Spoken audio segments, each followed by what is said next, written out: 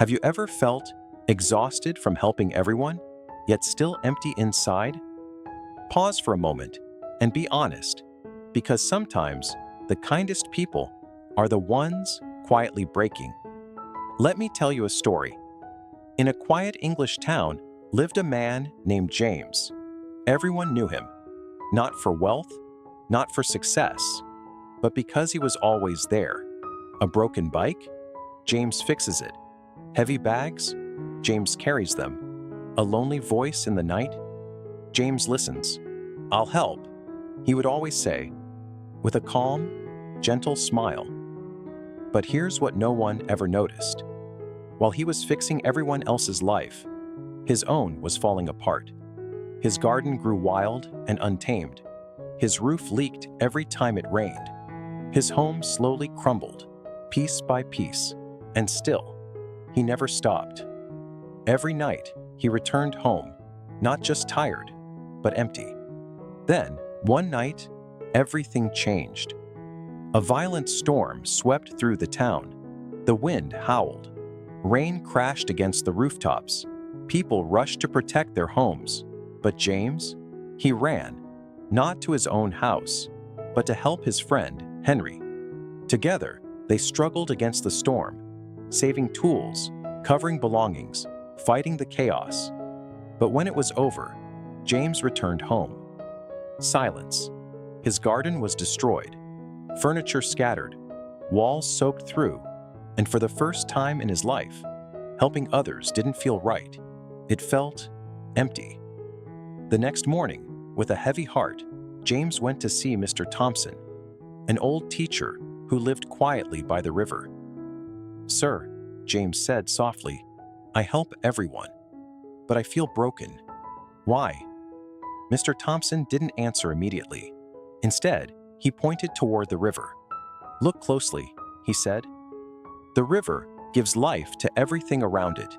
Trees, fields, animals. It nourishes them all."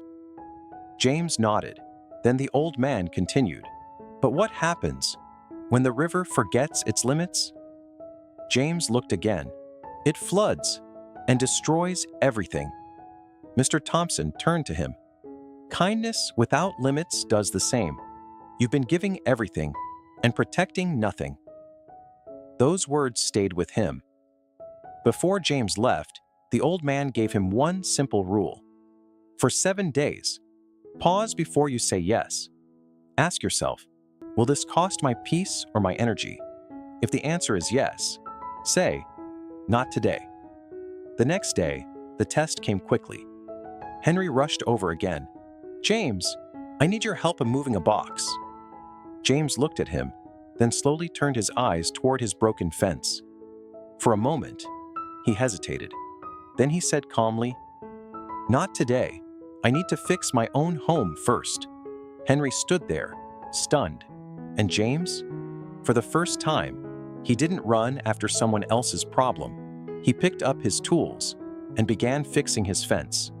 It took hours, but when he stepped back and saw it standing strong again, he felt something he hadn't felt in a long time: pride. Not for helping others, but for finally helping himself. Days passed, then a week. James started repairing his home, cleaning his garden, protecting his time. And something unexpected happened. People changed. Henry began solving his own problems. Neighbors stopped asking for every small favor. And slowly, they began to respect him more. One rainy afternoon, the roof started leaking again. James waited, just for a moment. Maybe someone would come. No one did.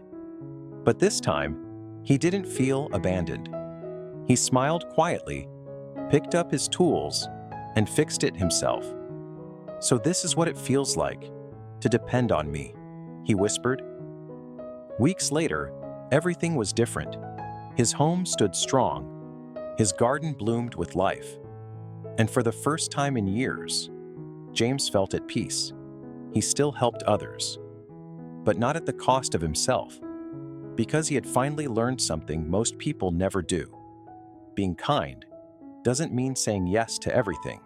It means knowing when to say no, because the moment you stop saying yes to everyone else is the moment you finally say yes to yourself.